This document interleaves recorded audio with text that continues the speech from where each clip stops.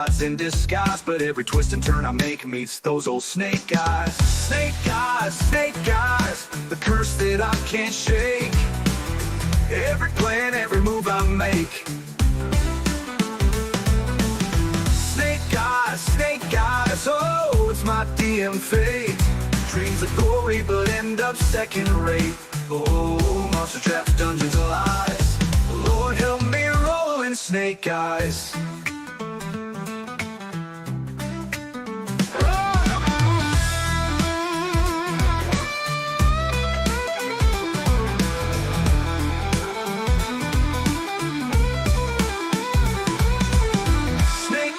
Snake eyes, the curse that I can't shake. Every plan, every move I make.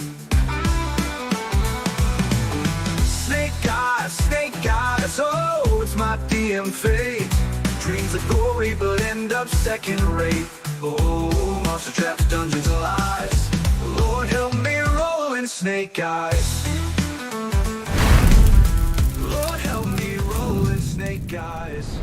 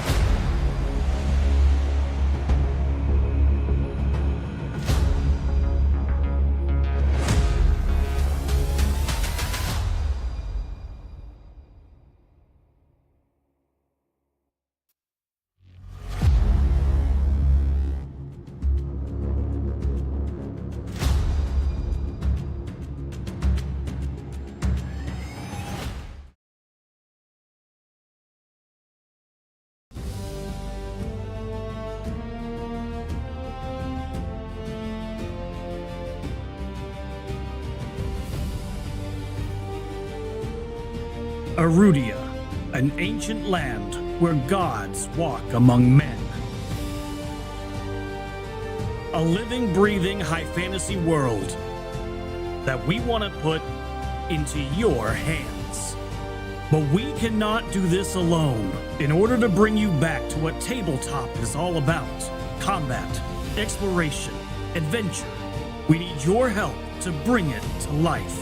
By supporting us on Patreon, you can support this project and the cast of Moonskull, with our promise that we will answer to the only people that matter. You. Legend Seeker. Your legend starts here. Forge your path. Shape your destiny.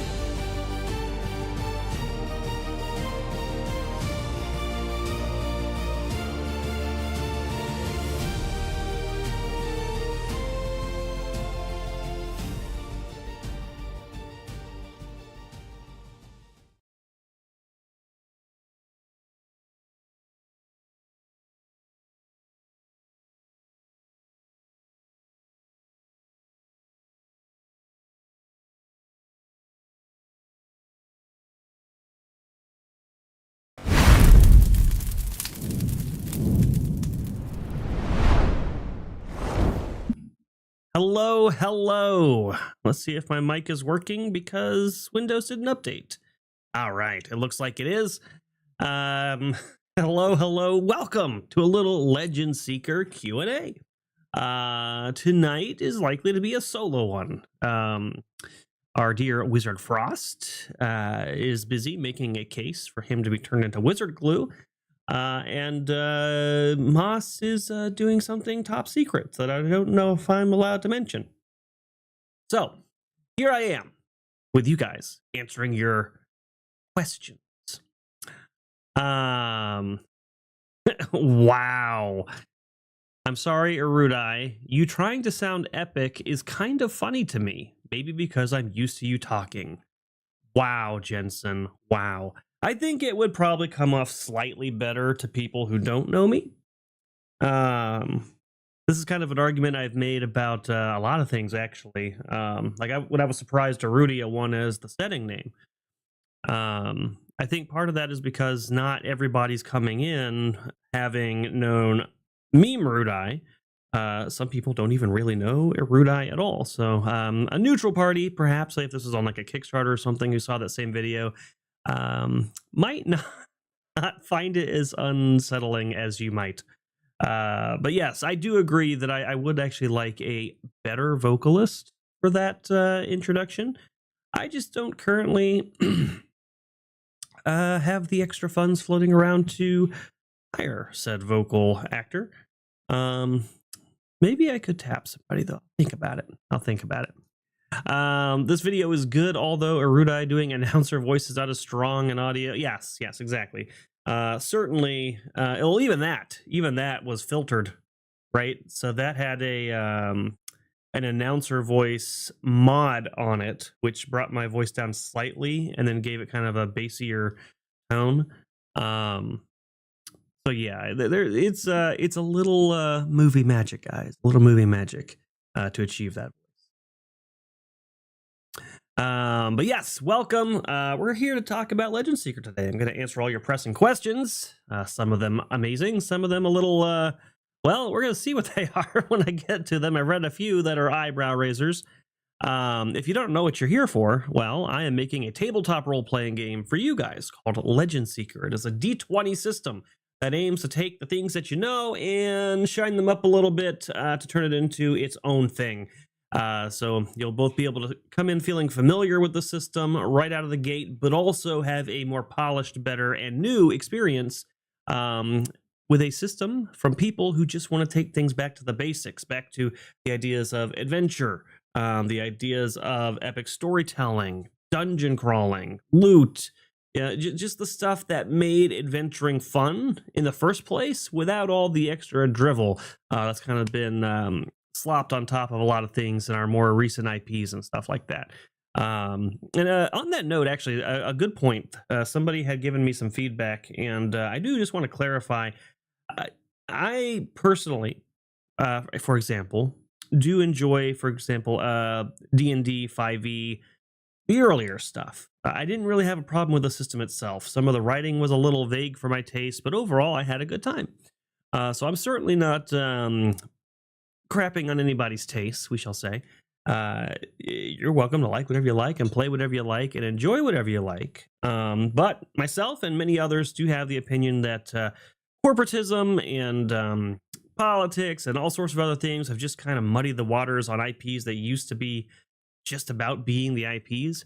And so the goal of Legend Seeker is to be a one-stop shop for both roads. If you're somebody who has a million systems on your shelf and you're just looking for something new, we want to be there for you. If you're somebody who's tired of what's out there and need a replacement, we want to be there for you as well. That's the idea. We're not looking to put any kind of politics or any kind of viewpoints into our game. Just we want to make a game. And we want to answer to you guys and make it fun and make the lore consistent and not change it based on whatever the current social winds are. Just a good game. That is our plan, and that is what we are hopefully doing. Chrysanthe has dropped the link to our Discord. If you're not already a member there, please consider joining there. We have an open chat area if you want to discuss things with us over there regarding Legend Seeker. You can also join our Patreon. We have a discussion group there as well, whether you're a paid member or not. You can chat, and that's also where you can put out a lot of those questions for these shows, as well as get any sort of links or updates on things that are coming up that might not be in our traditional programming.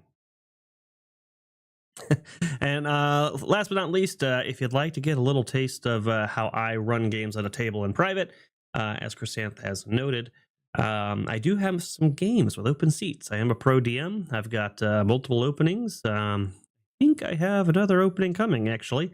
So there are a few games there. If you'd like to roll dice with me, a good time. A lot of people in chat that you're here with right now play those games with me, and so you can come roll dice with like-minded people who are there for the same things that you are. Adventure. Yeah, Secret Moss secrets. No, you know what? Sometimes I wish I was glue. To be honest with you, Frost. Oh boy, we're already getting some questions and I'm already falling behind. Agent Corey says, will there be Nugget-like character who likes to lock her mother in a freezer because she tells too many puns? You know, who knows what might exist in this crazy universe? Hard to say. Maybe ask some people what they think. Ooh, I don't know what that was related to. If only you knew a talented editor that could make you sound epic. Well, no. I don't want to. I genuinely would like to get somebody who's actually got more of just a natural. I should ask Chris, actually. Oh, I didn't think about that. I should ask Chris if he would like to do it. He's got a good kind of narrator radio voice. But yeah, I'd like somebody who's actually got that, not artificially. I like being able to narrate my own stuff, but everybody's voice style is a little different. Not everybody's good for everything. I know my strengths. Oh God, here we go. Horror host question: what types of sausage are there in Erudia? Well, the horror host, as it turns out, there are actually answers to that question. That's probably a Frost question, though. He's kind of been the one dictating which regions have what foods. So if he hops on, we'll ask him for sure. I don't know them by heart yet. And probably won't ever. Let's see. Agent Corey says, wow, have him press Alt F4 to make it better. Lynn Green asked the question. No, the cast of Strange Eons has not leveled up. Sai says, is there a Mort NPC in the lore/gameplay?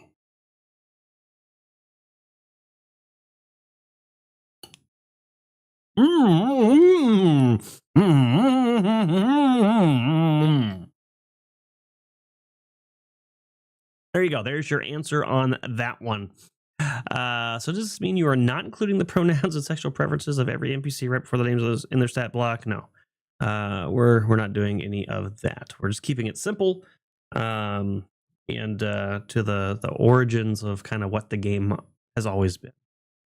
I mean, how will we know the good ones are and who the evil ones are? Well, that you'll actually be very clear because it's going to say in the box what their alignment is.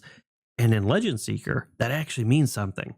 I feel like current systems do not honor alignments or make them very important mechanically or even lore wise, to be honest with you. So we're going to make sure that it matters here.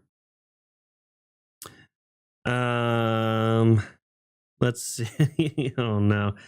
Erudia, are you wearing lipstick? I mean, I'm not, but does it look like I am? Wow, your color is very weird. Why does it look like that?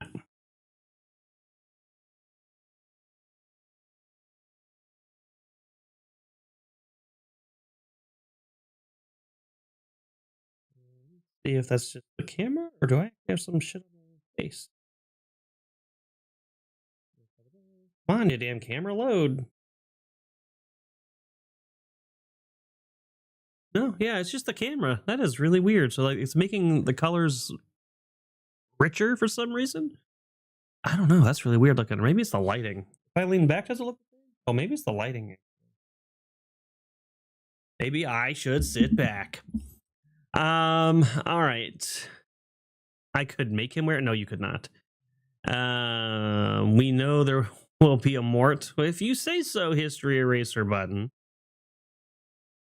I'm not vain, Chrysanth. I just want to make sure I don't look weird. That's all. But awesome. Yeah, so we're gonna answer some questions. Sometimes I come with like a general topic prepared. I don't really have one for tonight. Things have been a little busy. Some big changes happening over at Moonskull. And I've had to do some we'll call it emergency planning on stuff and getting stuff organized, and I'm still not done with it all. But I feel very solid about the place that we are in. So we're getting there. But I didn't really come in with a solid plan of like a extra thing to talk to you guys about tonight. So we're just going to go with questions and see what we find. Now, I know you guys sent some over on Discord.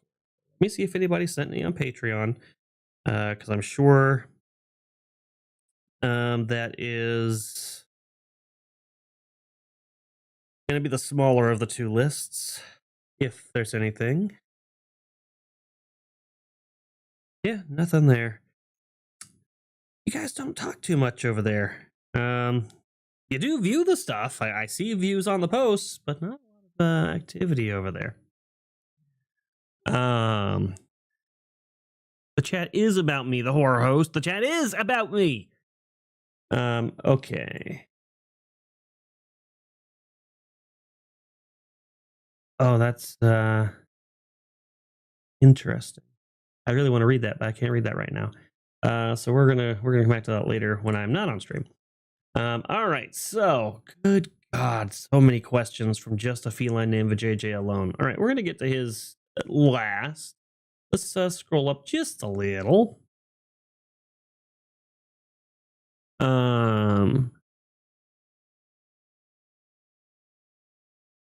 I'm weird on alignment. I do like alignment. Really, just good on versus evil spectrum for creatures and entities. I do not for playable races. So okay, so the way we are operating it, at least my intention is, at this present time, playable races will always be races that have a broad spectrum of capability of being good or evil. So you're not going to be playing a race that is categorically evil ever as a playable race, right? So that's kind of how we're handling it, and that just kind of eliminates that whole I'm gonna be the spawn of evil creature that was literally born of demon flesh and programmed to be only evil incarnate and pillage and R word everything in sight. But this version is a good version of that. We don't want to deal with that stuff, so we're not doing that. But all right. Oh no, you are not being. I don't slap cats. A feline named JJ. Okay, I just them. It's very different. No, I will love to answer all your questions. There's just a lot of them, so I'm gonna go up and get the little tiny questions first. Comics asks, "What's your bust size?" I think that question was actually for Chrysanth, not for me. So, Chrysanth, if you would like to answer that question, you sure can. Let's see. Are the dragons cute and cuddly? This question comes from. Why does it do this thing now? Where some names it shortens to the first letter and a bunch of dots. Supposed to be that way? That's really weird. I don't know why it's doing that. Unless he actually shortened his name to that, but this has done this to a few other people too. Well, I don't know. I'm pretty sure it's Shadow Dragon. Are the dragons cute and cuddly? He asks. Well, that depends on, I suppose, how attractive you think dragons are. And if you consider hardened scales to be cuddly.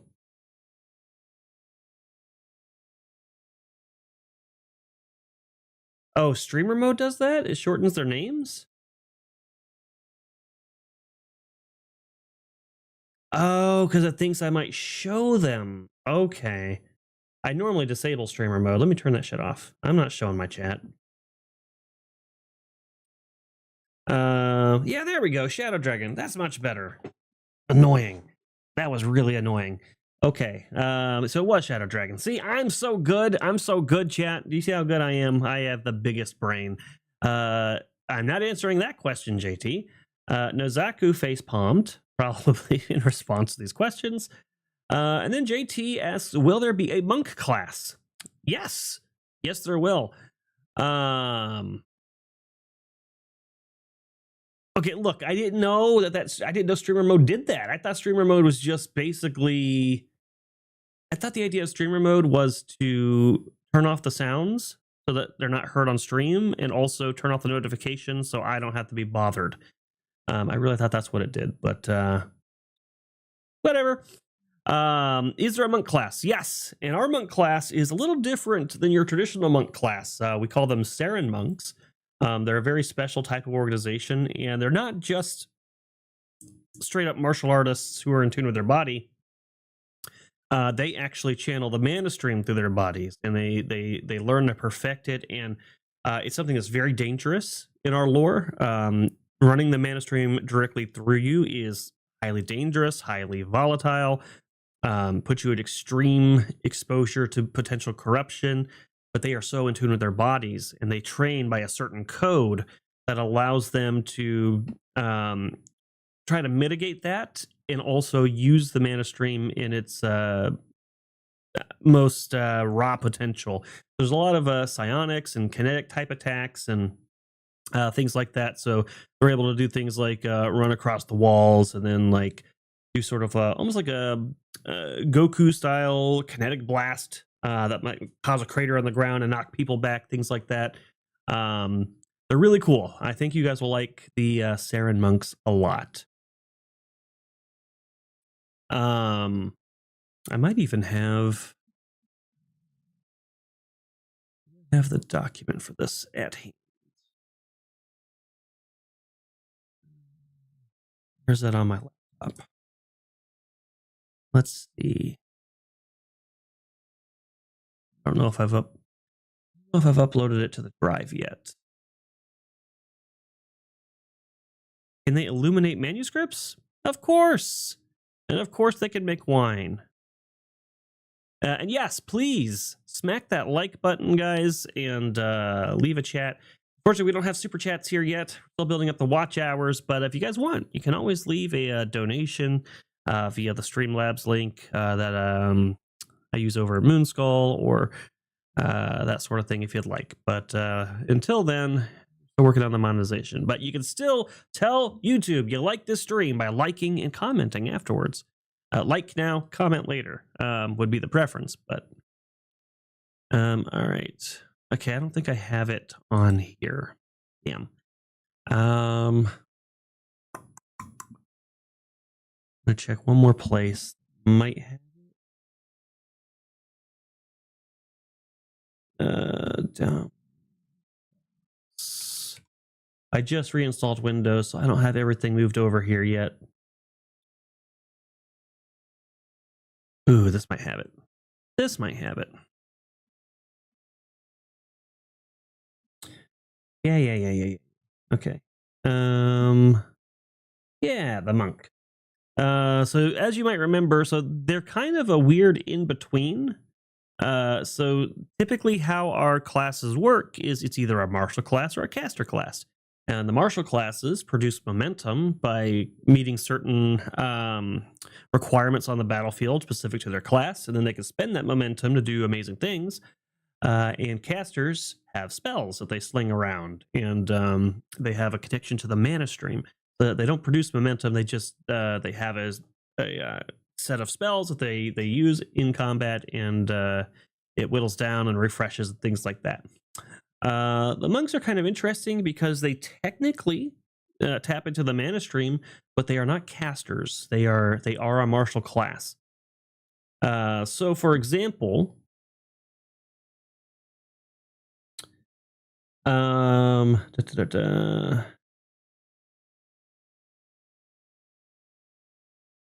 I lost the.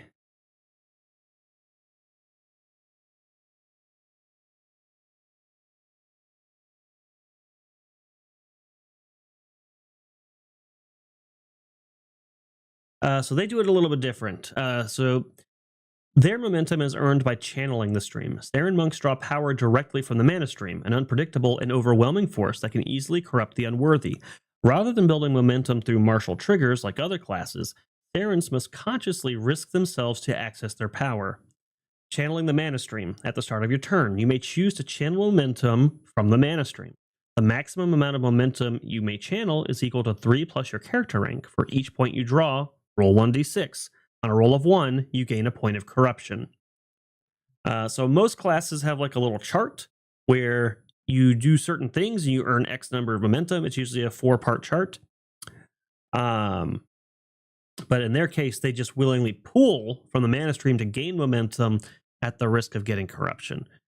And it does go into a little bit about what that does here. So corruption impedes the Saren's ability to act with focus and balance. The more corruption you carry, the more unstable your powers become. The effects of corruption and ways to cleanse it are detailed further in the talents and class features, particularly within the Way of the Centered Mind. Your corruption threshold is equal to 2 plus your wisdom modifier. While at or above this threshold, you may only channel half your maximum momentum per turn, rounded down, and you lose access to talents or effects that require meditating. Talents in the Way of the Centered Mind allow you to raise your threshold, mitigate penalties, or cleanse corruption. And so they start out with like a 4-part chart that lets you do some things with momentum, and then there are other talents you can unlock later of you kind of opening your mind that'll give you some more accesses to things. But for example, there's Telekinetic Palm. If you spend 1 momentum as a reaction, you can push a creature you hit with a melee attack 10 feet directly away from you. You could do Force Spiral, which uses 2 momentum. All creatures adjacent to you must make a reflex, or all creatures adjacent to you. Oh, I need to fix the wording on that. Basically, a roll is made against their reflex, or they get pushed 5 feet away and knocked prone. So yeah, pretty cool stuff. I think you guys will like it a lot.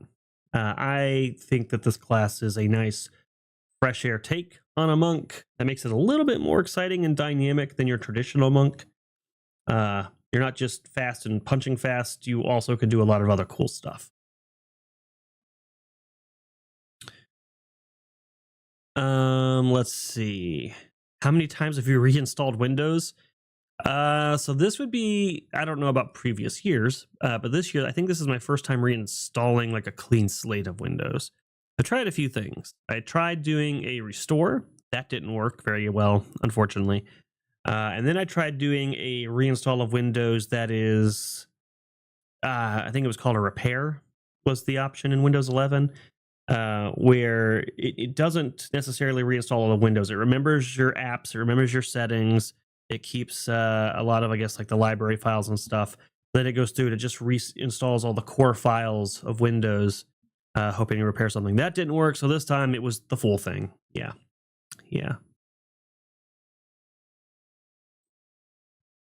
Would they have a subclass variant that embraces corruption for chaos effects? So the Saren monks, they do have orders of monks that have fallen. Almost kind of like, think kind of like Dark Jedi, like, I guess, who did not adhere to the code or delve too far or did not center themselves, and then they get corrupted.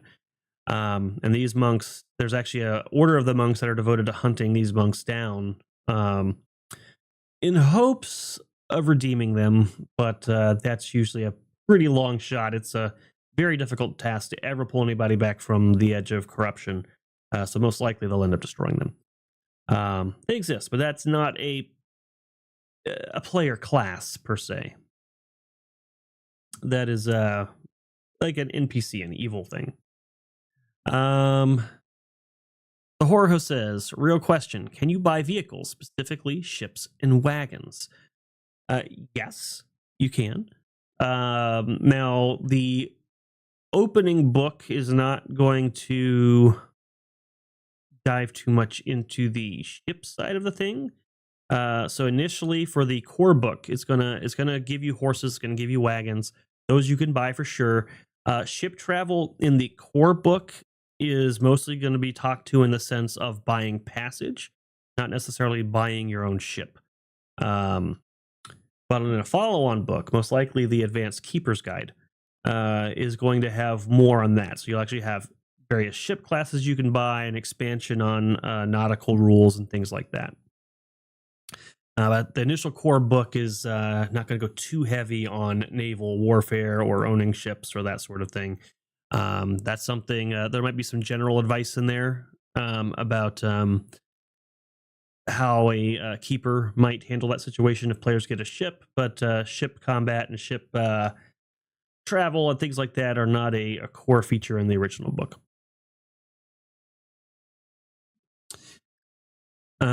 All right, so I think I got all the questions that were in chat. You know, I probably should be watching my DMs. Sure, I'm getting yelled at. Yep, I didn't get yelled at this time for once. I just have Chrysanth calling me a dingus in my DMs. Well, thank you, Chrysanth. All right, let's go down to these questions that we got here. So that was JT's question. I hope I answered that to your satisfaction. I think it's a good class. I think it's a good class. History Eraser Button says, maybe talk about the whole spell slinging system and how you can learn the same spells from multiple sources to master it. I have talked about the spell slinging system a good bit, but I guess I haven't really touched on that too much. So the way, as currently written, the system works is you prepare your spells. All right, first off, when you learn spells, you learn copies of a spell. So you could get, like, for example, 5 copies of Fireball. And what this represents is sort of your mastery of the spell. Because initially, if you have 1 copy of Fireball in your hand, you cast it, and then you have to wait a whole minute, unless you've got a talent or something that reduces, like, fire spells specifically, or, you know, whatever, before you're able to cast it again.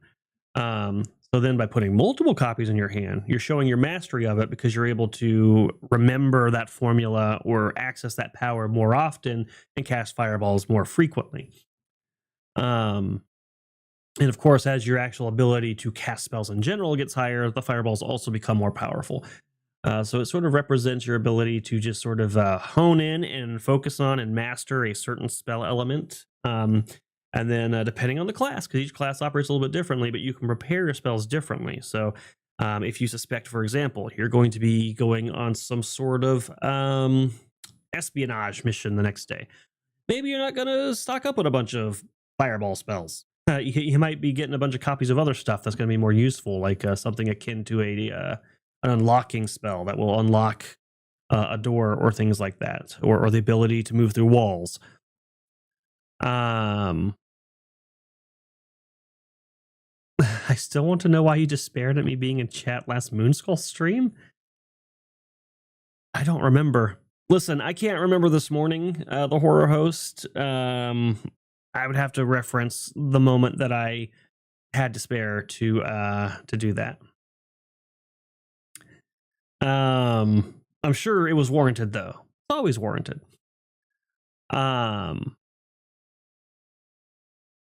If I'm missing any questions and you feel like it, Chrysanth, feel free to throw those into my chat so I don't miss anybody. But only if you want to. But yeah, so that's kind of the idea. The other aspect that we've been talking about, because there is another element to the game, and I have been going back and forth on how I want to manage it. But not every spell is meant to be a spell slinging spell, right? Teleport is a really good option or example of that. Teleport is a spell that can take you across entire land masses. That's not something you should be able to cast willy-nilly every minute. So I went back and forth between, all right, do I make this a different spell type, like a ritual or a complex spell or something like that that has a one-time cast per day or something like that? Or do I find some other ways of gating it? And right now I think I'm leaning towards resources. Spells that are particularly powerful consume a high quantity of resources. So they still refresh at the same rate, but you're limited by the resources you have.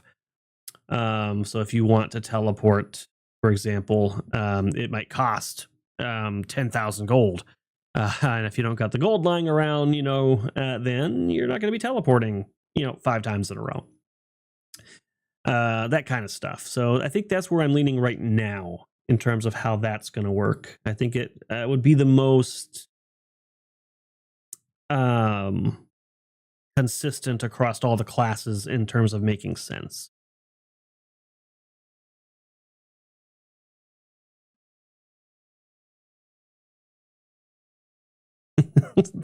Wow, Chrysanth, that's not true. That's not accurate at all. Jensen says he had despair at me being a mod, even though he had to approve it, and I barely there enough even to help. I mean, listen, do I approve it, or does Chrysanth say, "Hey, I think I'm going to make Jensen a mod," and I say, "But why?" And she's like, "Shh," and then she goes away. Maybe that's how the process really goes. Have you ever thought about that?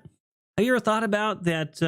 Sometimes the little nugget takes things into her own hands and threatens me with gypsy curses. Okay, I'm just throwing it out there.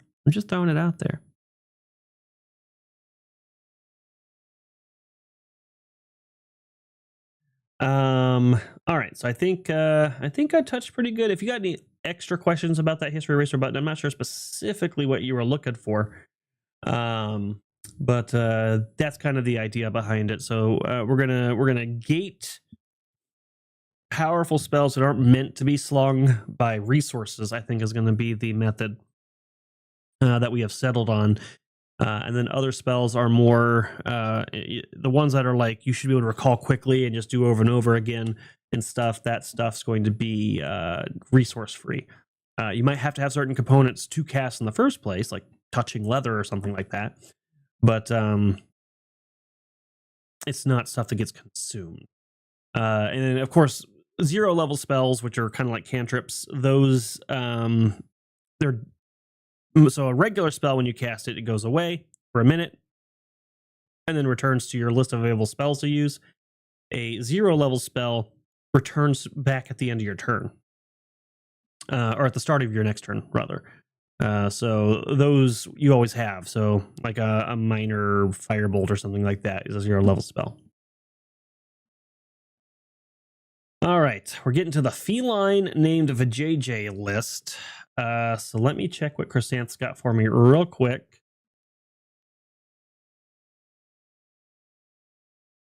Oh, wait, let me see what's in here in chat. I don't complain, Jensen. I think we become accustomed to us. I don't have absent-mindedness like Biden. I'm not even close to Biden. Yeah. So there's not one teleport spell, but there's like a major teleport spell, right? That's the stuff for going like really long distance. Something like a blink spell where you're like literally poofing 5 feet away or something. That obviously you can use a lot more frequently.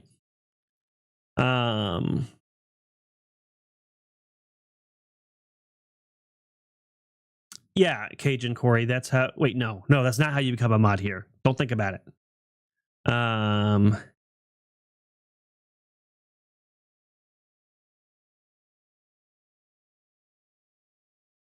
don't know, Chrysanth. Why are you an editor for this channel? I should take you off. You're right. Jensen says, "Is this going to be as hard as D&D 1?"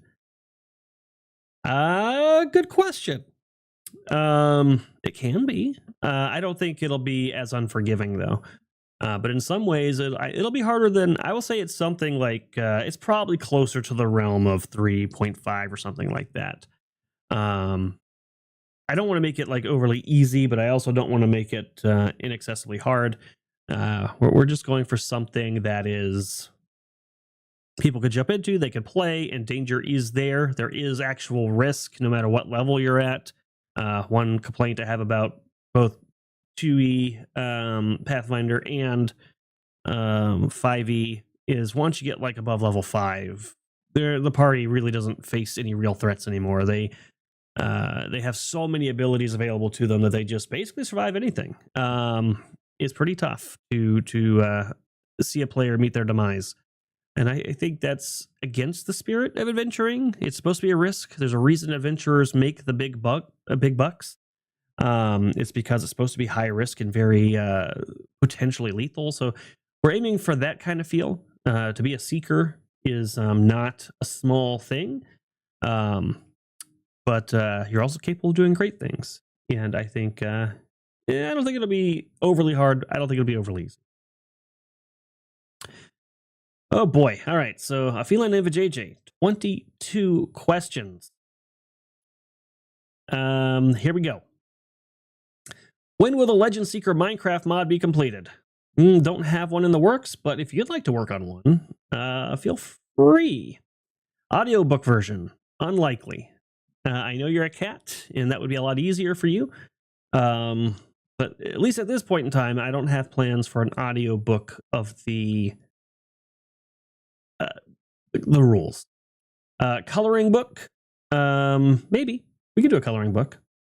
That could be like some sort of unlock or something down the road. Are there other planets in the Erudia solar system? Good question. For now, we are focused on Erudia, and in particular the Godlands area. We haven't even revealed all of the locations that are actually on Erudia yet. The Godlands are just one piece of a much bigger world. But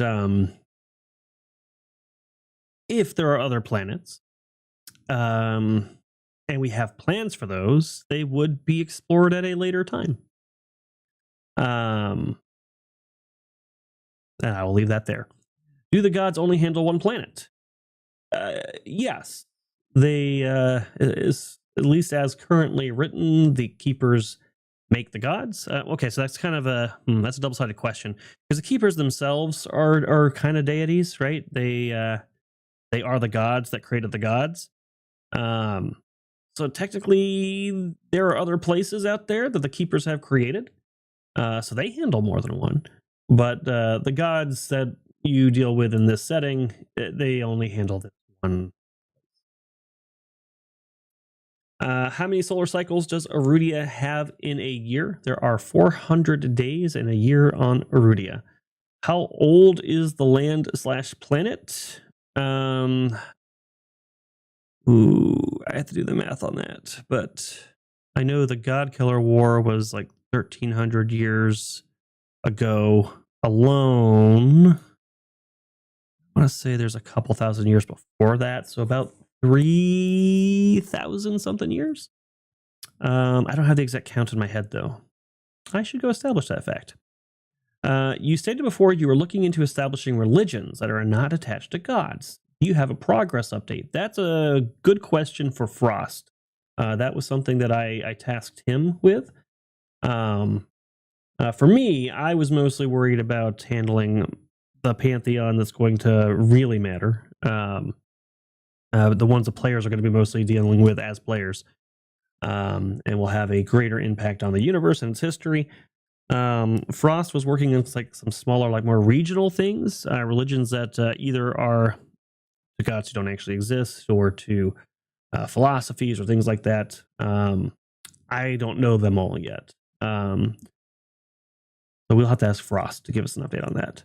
Beyond riding on other animals or simple machines, sailboats and wagons, walking and teleportation magic, are there plans to create another form of transportation? Not currently. About what you would expect in a high fantasy setting is the kind of transportation that will be available. We don't really, honestly, we don't even have vehicles, and we don't have spaceships or anything like that. So it's ships, walking, horses, wagons, magic, flying, and mounts. Is there a banking system? And if so, how do the citizens feel about the people that own and run it? So there is not a centralized banking system. So all of the godlands don't feed into one banking system as currently written. Each region kind of has its own thing, their own versions of coin, for example. They might have their version of a gold piece, might have a different name. It might be called a mark, might be called a doubloon or whatever. In that particular area, but its weight is roughly the same, and they may have their own individual banking systems in their cities, if they have one at all. But there's not a centralized one, no. Who runs the banking system if there is one? Well, there isn't one, but if there are any at all, they're ran by the cities. Cyclops was my initial favorite X-Men character. But then later on, I matured and I found out they were much better X-Men characters than Cyclops. If you mean the actual mythical beast, yes, there will be Cyclops, of course, in this setting.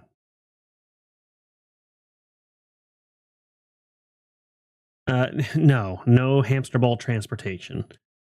I mean, I guess you could. That's not exactly a complex machine. I guess you could make a giant hollow ball and run in it, but it might not go well for you. Amazonian-like tribes of women? Oh, of course. Will there be communicable diseases? Yes. There will be diseases and poisons, and they will not be fun. They might be fun for me, but they won't be fun for you. Does the breed or coloring of a cat in the cat market determines its value? Most likely.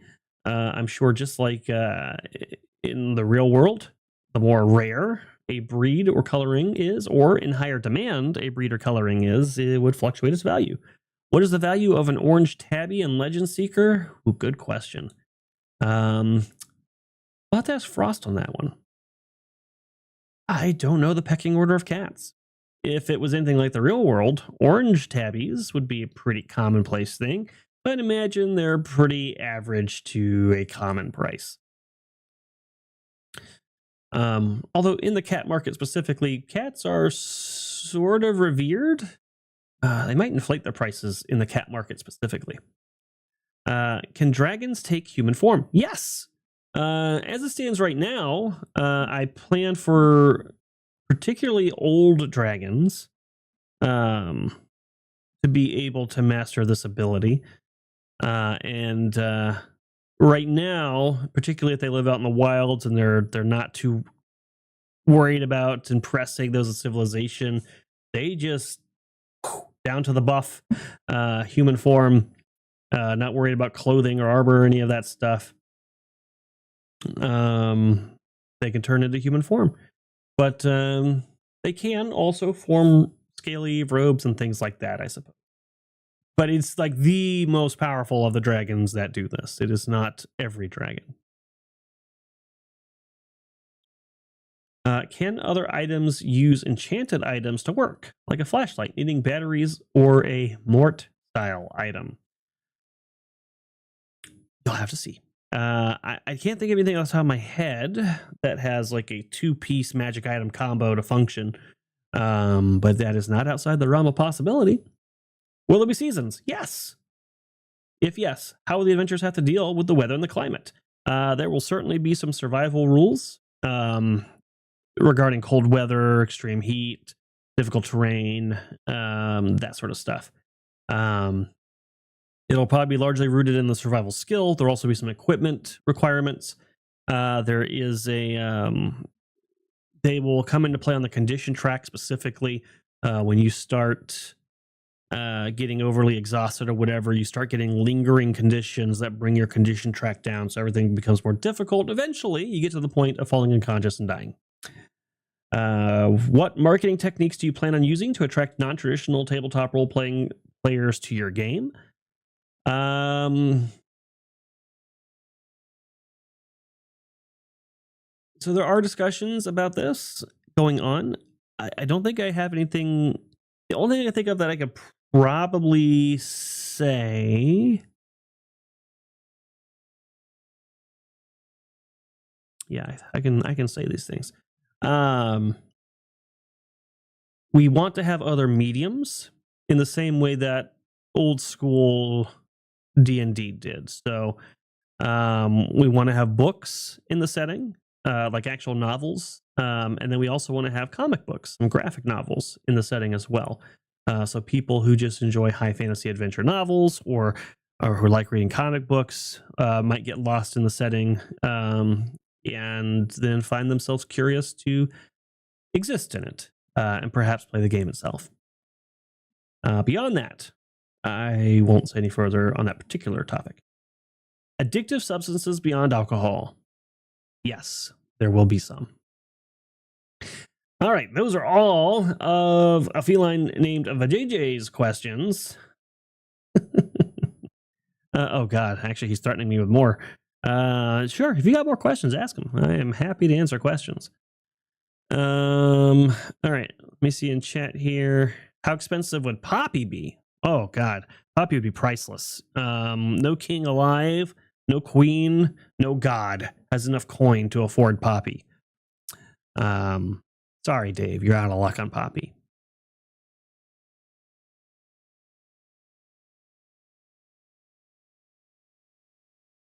Cyclops is a great X-Men until he turned gay. You know, I like to say that wasn't accurate. I don't think that was true.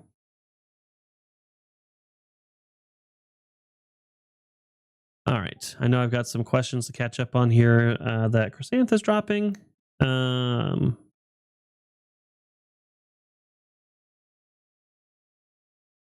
I do question life. You're not wrong. You're not wrong. All right.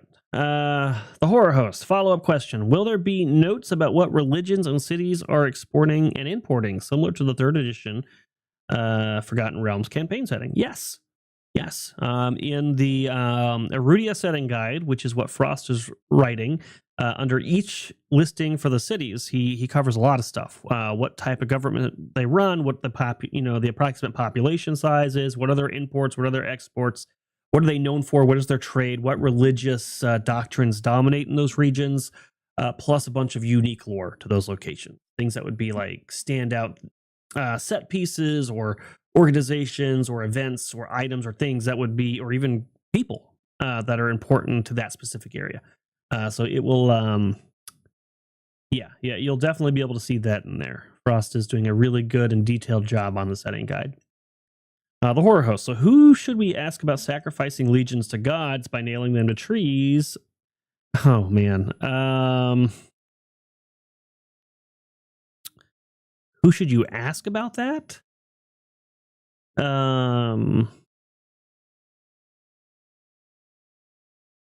Like between me and Frost? Or you mean like in universe? I'm not sure if I understand the question exactly, or if you're trolling me. But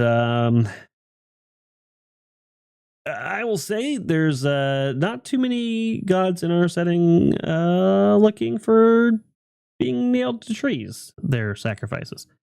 Erendor, the god of the wild, certainly wouldn't want that. Our god of murder, who I don't think we've revealed yet. Oops. He certainly might enjoy that. I don't know that he would specifically ask for it, but creative murder, he likes that. He likes that. Amazon's playable? Yes. It's not a class, so it's more of just an organization.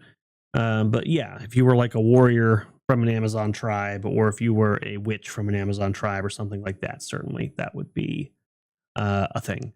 If it's something that is popular and people really get into it, maybe we develop a advanced class later that might really play to the beliefs and the trainings of the Amazons. Will there be gunpowder?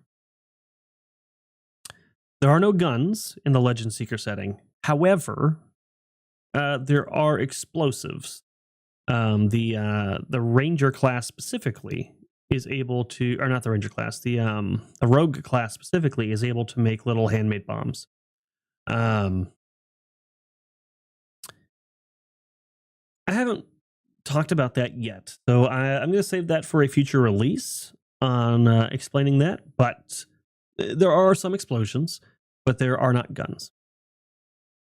All right, Sai says, is this system easy enough for someone like me who's never actually played a tabletop game to pick up and play? Or is it more designed for seasoned players? So, it should be accessible for anybody. It'll obviously be easier for someone who has played a D20 system before, but it's a very simple system with a very simple concept of you roll a D20, you add a modifier to it. If the total number is greater than the number your keeper sets for whatever challenge you're facing, you succeed. That's the basic idea. If you can understand that concept, you can play a game. There are more nuanced rules underneath, of course, but you'll learn those as you go. Anybody can pick this stuff up. We're also trying to make it as accessible as possible.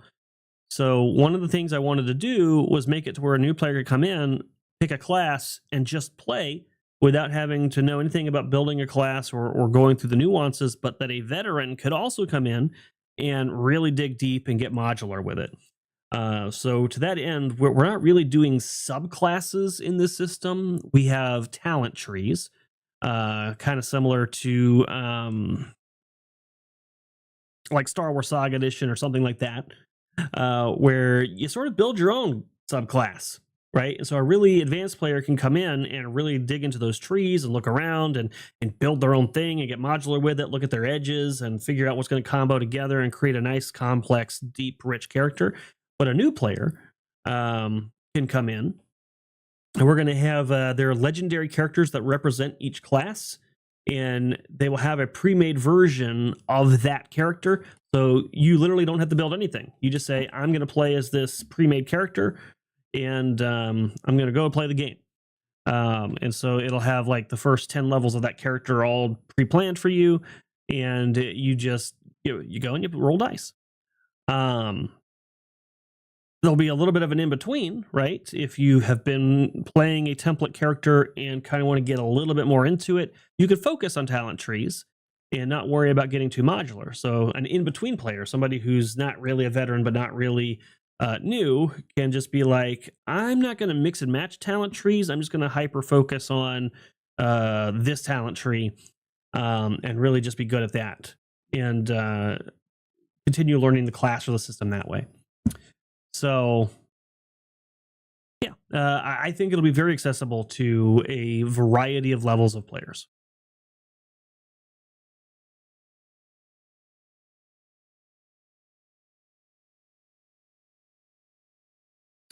Nightcrawler was one of my favorite X-Men. I loved Nightcrawler. He was pretty damn awesome.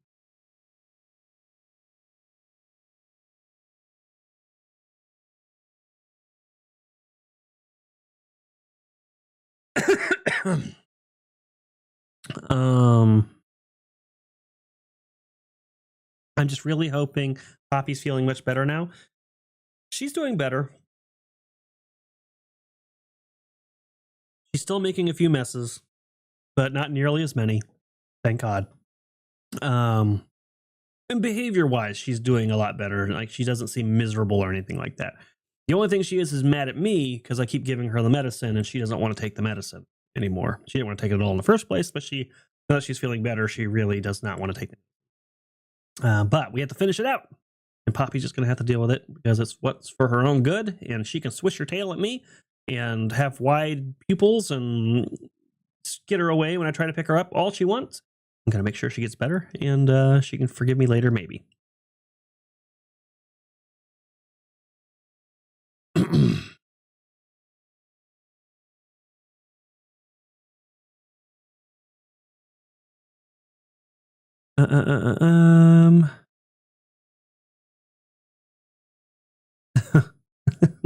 Yeah. Yeah, so with the DC, a lot of plus and minuses like Star Wars, hopefully, but not. Hopefully not. Wait, but I like math. I don't know if I'm just tired or if I'm not reading that correctly, but there'll be it's gonna be crunchier. It's definitely crunchier than 5e. Okay, there's gonna be a few types of modifiers.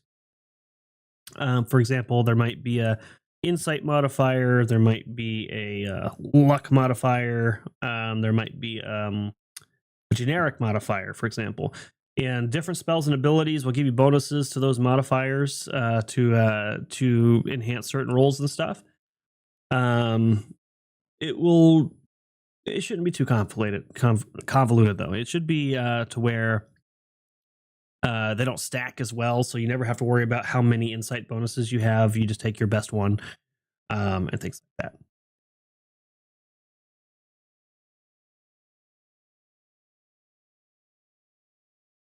Yeah, one of the reasons I have Chrysanth helping in the playtest stuff as it gets going is she doesn't know jack shit, and that's I want to see how people handle a system who don't know jack shit.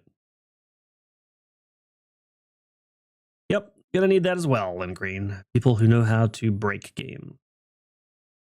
I don't know that Sevi really knows how to break games. She just knows how to break dice.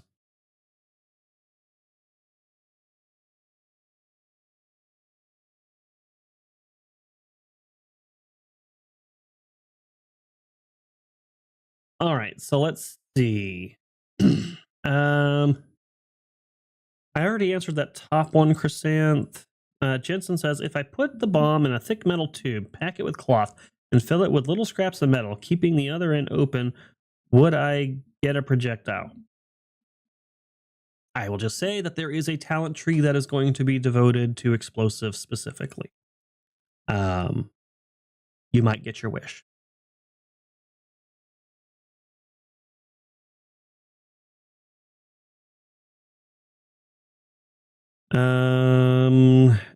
I have no plans for an Echo Knight class, or even advanced class. But if I ever made one, I promise you it'll be better than what they did.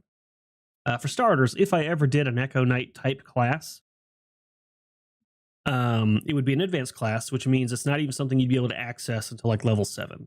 And you'd have to build your classes to a certain specification to qualify. So you wouldn't even get that ability to do this like split warrior combat thing until a higher level, which makes a lot more sense, right? But yeah.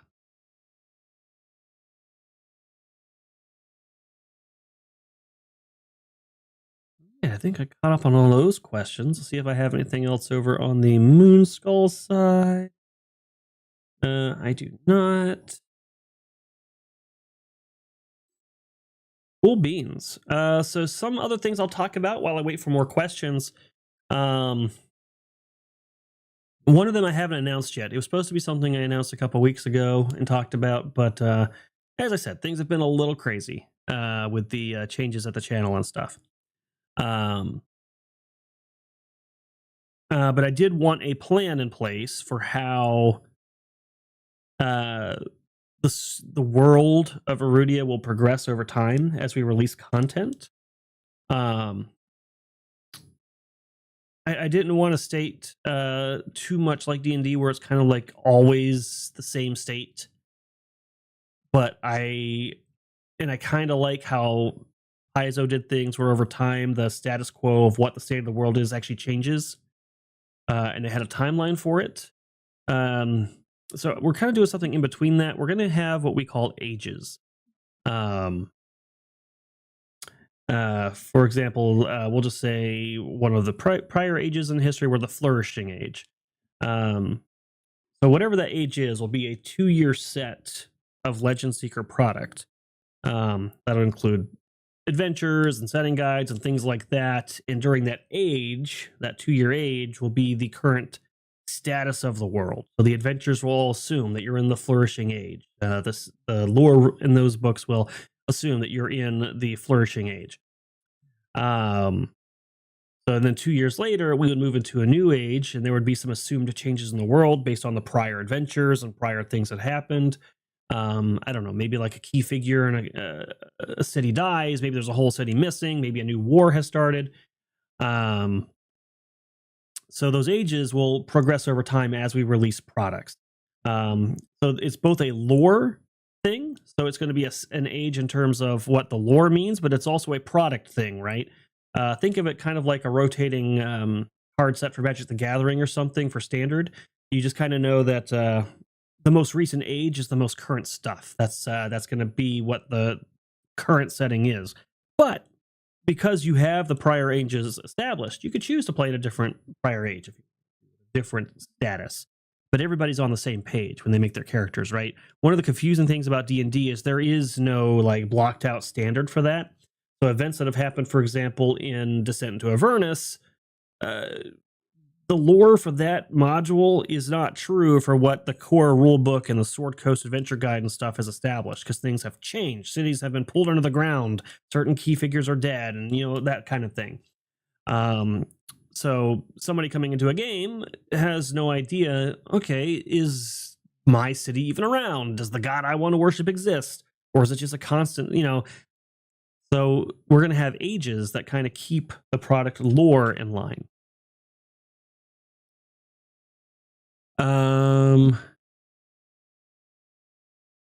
Good night, Cajun Corey. Not new editions, but new ages. So editions would probably be a separate conversation because this is our first edition. I'm not even in the mindset of what is the next edition yet. I'm hoping to get a long shelf life out of our system before we're even ever thinking about doing another edition. But editions probably would be outside of...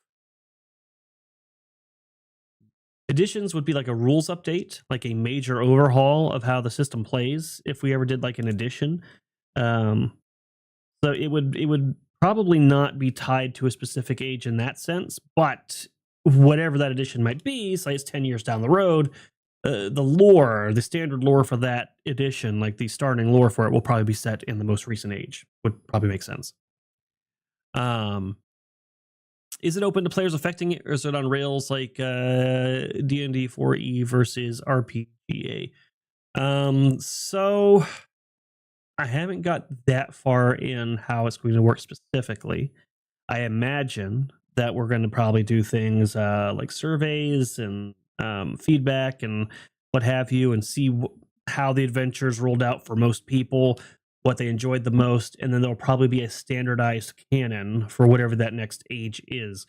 So you could play in a prior age, right? So you could play in the flourishing age, for example, and run your adventure, and maybe the big bad escaped and he's still at large and he's out there in the universe, and you want to play in the next age. Canonically, in the next age, most people probably defeated the big bad, and that big bad is maybe no longer around anymore, that you're referencing. But if your players have been playing and you're just continuing on into the new setting, you could just make that little adjustment for yourself, right? And be like, all right, standard lore says that this guy is no longer around, but in our gameplay, this happened. So it'll be a combination. It's not going to be like we keep track of like a big database of what every table's done and the universe is decided by that, but we might look at what has positive feedback, what doesn't, that kind of thing when we're establishing our canon. I want Grix to find the God Killer. So if you're talking about flashback ages, that is something that has been discussed. That would probably come later though. But doing like some ancient lore or ancient modules that let you kind of experience things that happened in the past could potentially be explored someday.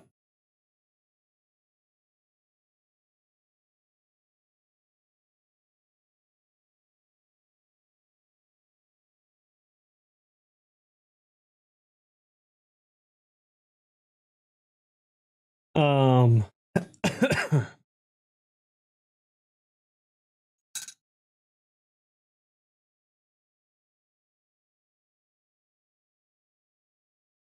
for example, I can't say anything about the details of this specifically, but there is, we've already been talking about, like I said, we're coming into this with a game plan.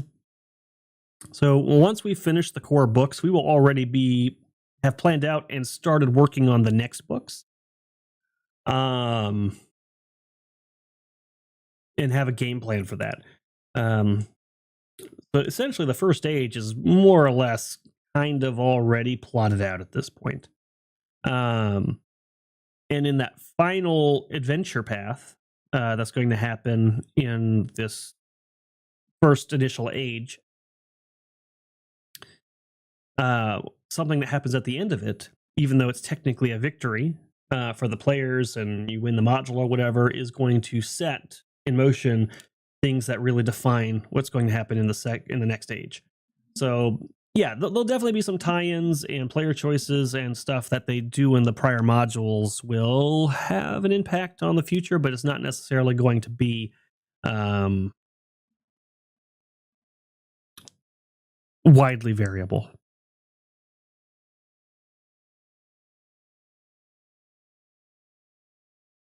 Can characters go beyond level 20? Not at present. Eventually, I think it would be interesting to do a epic tier type content, but that is not in my current plans. Yeah, and in particular, like god characters and things like that are well beyond the typical tier that is feasible for most parties. So it would be if we ever got to epic tier stuff, you're like getting to the point where you can really challenge like gods and stuff. You can have characters that traverse multiple ages, sure. Those ages, they're not you know, as the keeper, you can be pretty flexible with them, right? If you play all 4 adventures in an age, the age is more of a product name. So it's just saying a good example is if you've ever played Hearthstone.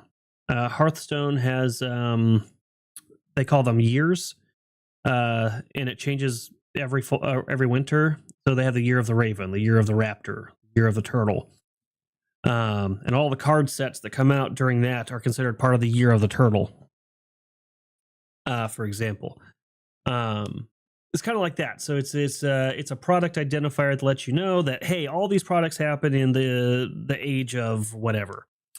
And also it's a bit of a lore history too. So everything that occurred in that will historically be considered to have occurred in the age of X or Z. But technically, yeah. So you could have a character that plays through all the APs, and then your keeper's like, hey, we're going to go into this one as well. Or maybe they only play the final AP, right? And then they carry on to the next AP that's in the new age.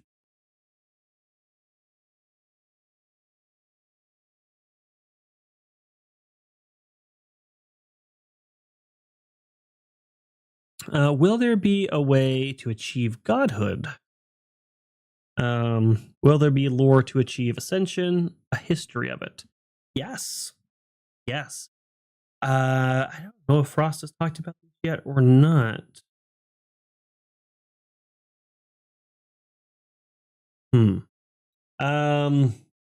I might ask him on his next stream to go more in depth on that. But there is basically, so it used to be the gods had these the keepers, basically the original 4 gods. The keepers put them in the space and said, create Erudia, manage it. Here are your marching orders and what we want from you. And these 4 gods have never told any of the other gods what they and the keepers have talked about. It is a secret conversation, and for whatever reason, the 4 main gods don't talk about it. But essentially, once the keepers told the 4 gods, go, keepers kind of stuck around for a little bit and then effed off. They left the children to do their own thing. And so they had what they called the spark of creation. Then they had the spark of divinity. The spark of creation they would use to make races or creatures or animals or whatever, right? When they're creating this world, the spark of divinity was for bringing in new gods.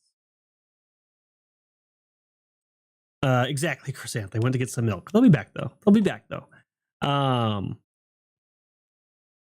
The keepers didn't tell the gods everything they needed to know, which is kind of a dick move on their part. But they found out at a certain point when they tried to create one of the last races ever made that they ran out of the spark of creation. They didn't know that it was a finite resource. And up to that point, they had been using the spark of divinity to basically appoint gods, apotheosis, right? Elevate people up. But then they realized, well, if the spark of creation was limited, the spark of divinity probably is too. Also, there were some questionable decisions made in the process of bringing gods up. Some of the results were not very good. We got some other gods we're going to reveal, and their stories are actually tied very closely into this. Some gods turned out great. Yeah, is a really good example of that. There is another god who was elevated, who, once he had the power, did not treat it responsibly, and did not stay in his lane, so to speak. So eventually the gods got together and said, hey, look, first off, we've had some pretty bad results with this. Second off, we kind of need to keep Grix's hand off of this. And third off, this might be a finite resource, so we need to make this more of a communal decision going forward. So they do have this citadel, in which those who seek to become gods or are seen to be worthy as becoming gods have to go through basically sort of a crucible, one that's very unlikely to be accomplished. And then once they've passed it, they still have to stand before the godly court, and then the godly court has to vote on whether or not that person gets to achieve apotheosis. So it's a very gatekept process now, but yes, it is possible to become a god.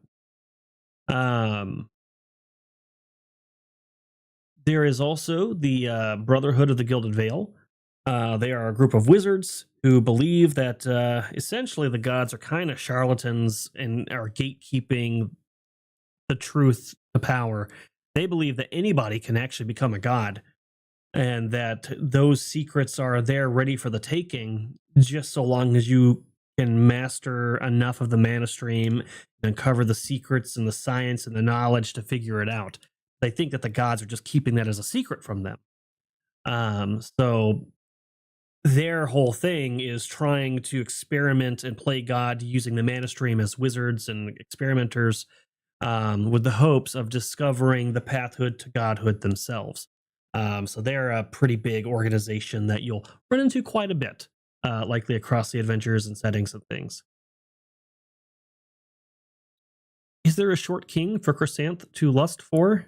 I mean, I don't know. I don't know if you heard Chrysanth's proclamation the other night on stream, when she said there's a long line of guys, but none of them getting it. It sounds like, according to her, it's the opposite. There's an army of short kings lusting for her, and she's just pulling out her measuring tape and saying no. So I don't know. You have to ask Chrysanth on that one.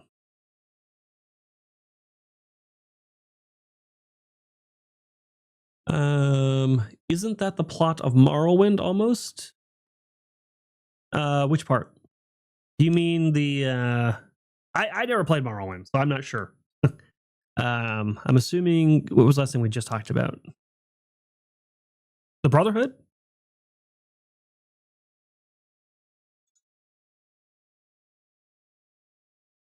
I'm not sure Chrysanth would know how to lust after someone.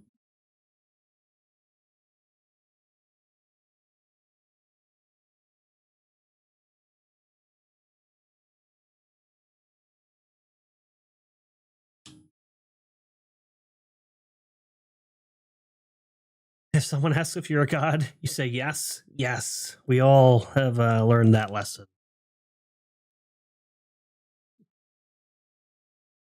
Was probably the best part of the whole Ewok plotline. Where God, a group of mortals steal godhood from a source of power. Oh, okay. Yeah, I haven't played Morrowind, so I don't know, but I'm sure that is a topic that's been covered in many different books and settings. Yeah, in this course, in this case, they think the gods are essentially being assholes and gatekeeping this information just so they can remain in power. And they believe that all mortals have the ability and potential to unlock godhood themselves, and that is their pursuit. Whether or not they will actually succeed, or if they're even right, that's a whole nother story. Well, Jensen, it's measuring tape.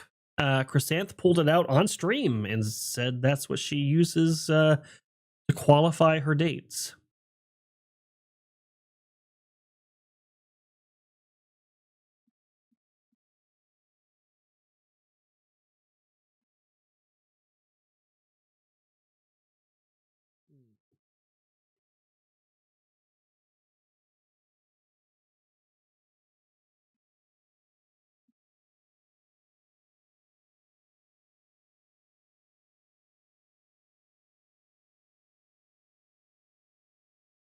We know why she really uses the shovel. Will there be coffee or is there only leaf water? Oh, good question. I know there's definitely tea. I would assume there's probably some kind of coffee. Not something I really thought about. But I'd be willing to bet Frost put some thought to that question.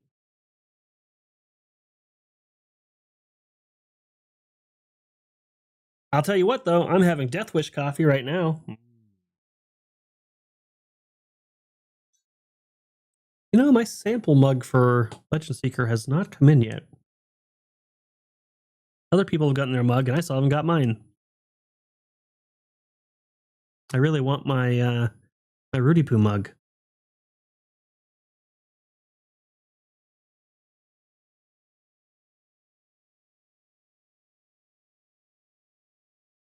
Good night, the horror host. Yeah, get some sleep. Get some sleep. Take it from me. It is good. And I definitely need more of it.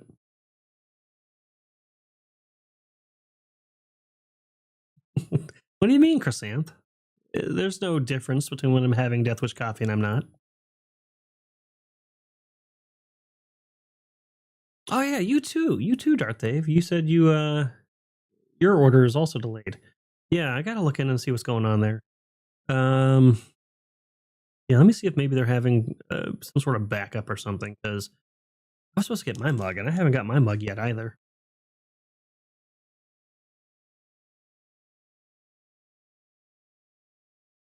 I haven't thought as deep of whether or not that these people have coffee or not. I would think that particularly down in Kiru, it's be a good coffee bean region. But we have a much bigger world also to unveil ultimately. So maybe coffee will come from somewhere else. I don't know if Frost has already spoken on it though. I don't want to step on the lore that he's building over there. Some of those smaller, finer details tend to be more Frost domain. I kind of set the rules and the standard for the universe of sometimes down to the nitty gritty, but generally I kind of set like, here's the sandbox you have to play in, and then he starts kind of building it down into finer things. So he's kind of been deciding the food and things like that for the regions. Yeah. Oh, hey, there he is. There's Frost. Kiru and Southern Agrium grow it. Hey, there we go. See, I was pretty. Look at that. I guessed Kiru. I am so good. I didn't guess Southern Agrium, though.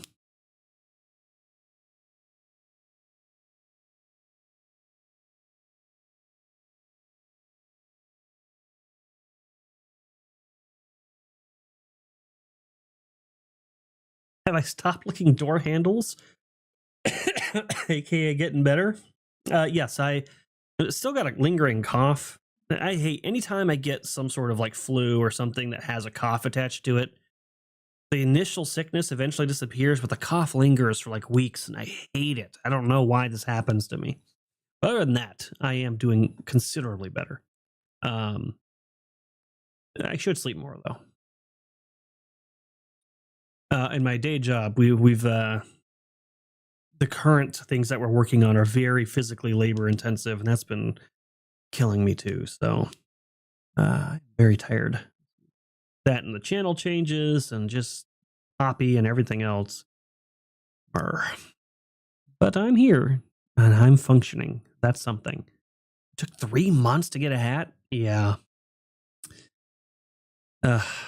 Merch is so complicated. I'm going to be switching our merch provider, by the way. I think I'm going to be going over to Fourth Wall, which is interesting because they do offer plushes over there. So let's see about a Legend Seeker plush, depending what the cost for that is.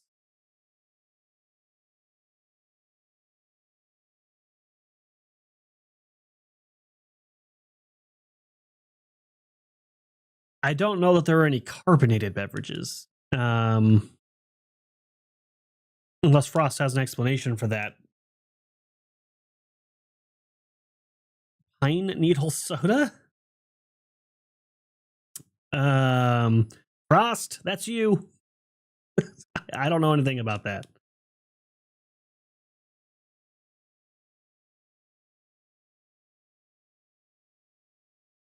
Yeah, no, they are pretty big blades. We have some very heavy blades. The ones we're currently working, I can't do a Kermit plush. That obviously is, I would get struck down for that. But the blades we're currently working on, they're not necessarily the heaviest ones we have, but the way the racks are designed are immensely retarded.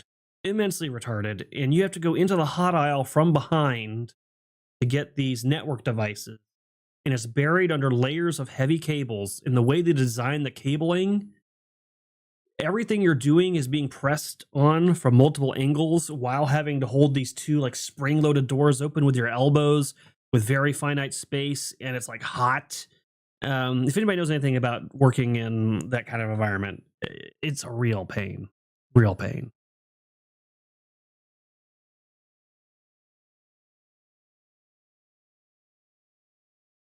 True, gnomes may have made something. They are creative little guys. And also, speaking of gnomes, I did hear from Effie. She is working hard on the cover. She'll be doing a stream this weekend. So you should definitely tune in and watch. She's going to be showing off what she's accomplished so far, and she's currently working on the not the actual, like, she's not doing it in full yet, but the mock-up of the third cover as well. And she just asked for some gnome examples. But it's gonna be pretty cool. It'll be pretty cool.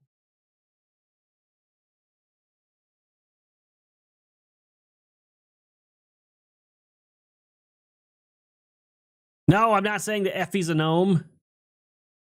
Actually, I don't know how tall Effie is. Is she taller than Chrysanth? Probably. She seems like she'd be decently tall. You can literally just put pine needles in water and cap it, add sugar, and it becomes soda? Is that true?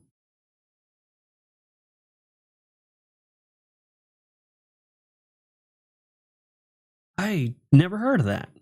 More you know. I am not a janitor.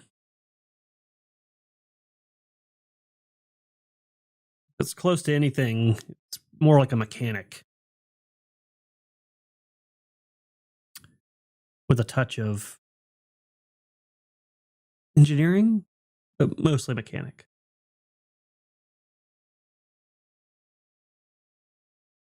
I have never heard of pine needle soda. That's very interesting. Oh, don't you put that on me, fantastic. I am not asking anything about Effie's height. That's all you guys.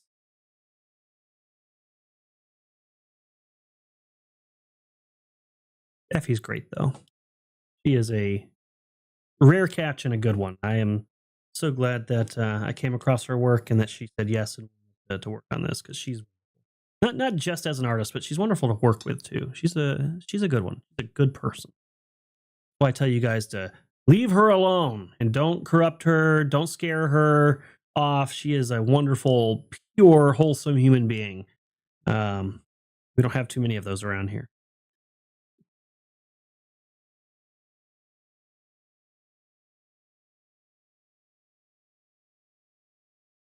Yeah, let me know, Darth Ave.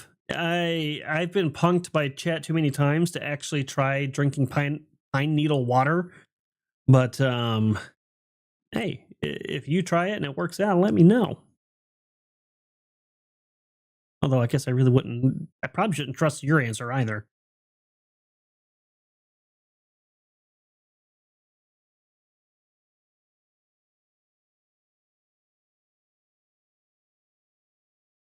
I don't remember saying that, the Fantastic Sarcastic.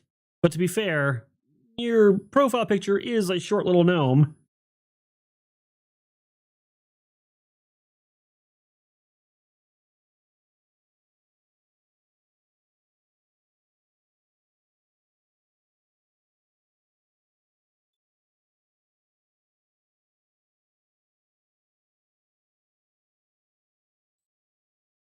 I wouldn't lie to you in person. Oh, okay, Darth Dave, if you say so. If you say so.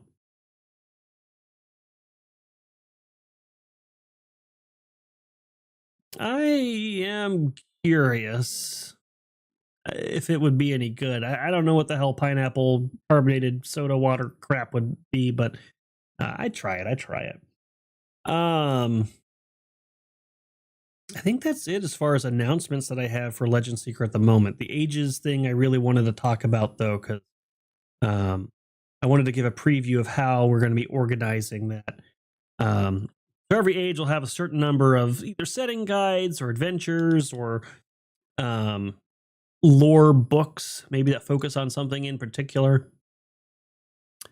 I do feel like there was something else, but my brain just is not recalling it right now.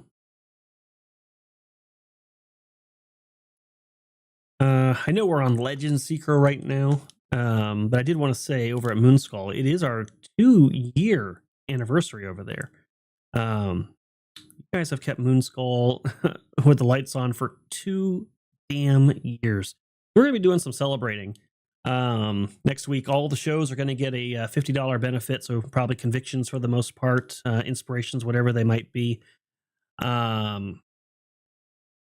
So that's going to be super exciting. I'm working on maybe doing some sort of like celebration stream, just with me and people hanging out who've been on Moonskull or who have been a part of making it happen, and just chatting about things, having a good time, maybe having some drinks, celebrating with you guys, maybe do like a little drink menu or something. Just hanging out with you guys and celebrating everything that we've accomplished. We did also announce over there, if you didn't see, so as most of you know, Sevi is stepping down from Moonskull to focus on her own channel. So this week is pretty much her last week in terms of shows. She's this will be her last episode of Strange Eons, and of course, Star Wars itself is the finale this weekend. So we are filling that seat. So we have Commander N. Commander N is going to be rejoining us and filling in that 5th seat starting the Friday after. So this Friday will be Sevi's last stream on Strange Eons, and then next Friday, Commander N will be coming in and playing a character. That'll be fun. We haven't had Commander N in a main show in a while. You guys probably remember him best, with us at least, from March of the Dragon Queen. So make sure to congratulate him over there in the Discord and tune in for his first episode and give him a warm welcome to the madness. I think I'm kind of at the end, guys. I don't have any further questions or announcements, and it looks like the questions have kind of winded down. Wound down? Winded? It looks like we have run out of question fumes. So I'm not going to stretch this on too much longer here. I will just say thank you guys for your generous support. If you aren't already,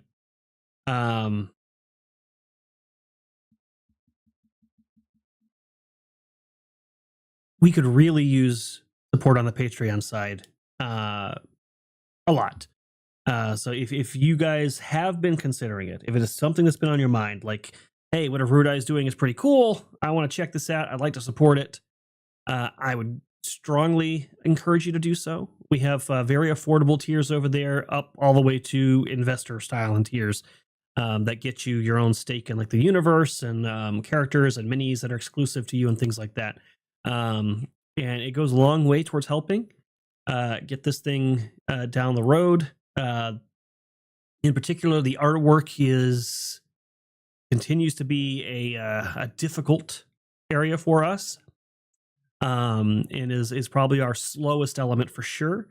And right now I'm not taking a salary for this or anything like that. All the money that comes in through that Patreon goes specifically to the production of this book and the various things that go with that, whether it be commissioning art, legal fees, or whatever. So yeah, if you guys support on Patreon, it is a immense help. I appreciate everybody who already is.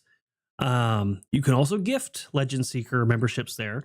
So if you know somebody who might be interested in this sort of thing or has kind of poked around and you've seen them expressing interest and you think maybe giving them a gifted membership will give them the opportunity to check it out for themselves, consider doing that as well. But and I kind of said this in the roadmap stream as well. If you ever find yourself sort of in a position to support something, and you're saying, hey, I got $5 a month. That's all I got. That's my budget. Do I want to throw this at Moonskull or do I want to throw this at Legend Seeker? I would encourage you to throw it towards Legend Seeker. And the reason I say that is I do have to treat them as two different entities legally. And they're two different money pots, two different tax situations. I can't mix and match it. And if I had to choose between the membership over on Moonskull or the membership over on Legend Seeker, your guys' support, the Legend Seeker one right now is of greater vital importance to what I'm doing. So just a food for thought there if that is the kind of situation you find yourself in. Yeah. And if you're just wanting to test the waters a little bit, you can also go over to the Patreon at the silver tier and the gold tier. There is a 7-day trial membership, and it gives you access to everything that's been published so far. So you can look at it and get a feel for all the content we've done so far. And if you then believe that there's enough value to keep going forward, you can proceed or you can cancel your membership. But at least it wouldn't cost you anything to take a look. We might also be doing a contest here soon. Potentially gifting a few memberships as well. Still working out the details on that and how it'll work exactly, but we'll announce more of that when it comes forward. When it comes to food and drink, don't doubt me. All right, Jensen. All right, I won't doubt you. I think I saw you tag something. I'll go check it out. History Eraser Button says, Moonskull question, when do you announce the next game? You mean the next show? That's gonna be Saturday. So Saturday, we are going to have a little teaser right before the Star Wars stream, revealing what the next show is going to be. You guys will definitely want to tune in and check that out. It'll be fun. So yeah. All right. Well, I'm going to call it there, guys. Thank you for hanging out. Thank you for your support. I am running a game directly after this. As noted, I do run professional games for you guys. So if you are interested in playing a game with me, you can check out the link that Chrysanth just threw out above, the Start Playing's link, and find an opening that fits for you. And you can come join us. And several people here in chat, Darth Dave, Chrysanth, This Eccentric, multiple people are playing at my table and having a good time. And you can play with them. You can play with me. We have a really good time. It gets more zanier than what you see on the shows because that's just the nature of private tabletop gaming. But it's a lot of fun. So I'd love to see you at the tables. Come check it out. And other than that, I'll talk to you guys later. Bye, guys.